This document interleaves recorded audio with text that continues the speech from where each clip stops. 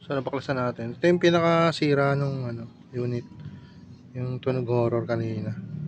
Ayun yun. Swing arm bearing lang yan. Ang sukat niya 6203. Ang pinalit kasi ditong bearing open. Napalitan na ata to dati, open bearing. Kaso dito tatagal pag open bearing. Maganda yung RS. Yung may rubber seal kabilaan. Ayun, open bearing eh. Hindi tatagal talaga to pag ganyan. Lalabas lang yung grasa eh. Yung seal kasi may grasa yun sa loob. Nakasil yung grasa sa loob. O kahit ikot siya ng ikot, hindi na ubos yung grasa. Mas tatagal yung bearing. O yun lang yung papalitan natin. Goods na. Walang tunog yun. Diba? Wala siyang tunog. Dito talaga nanggagaling. Ang tigas na eh.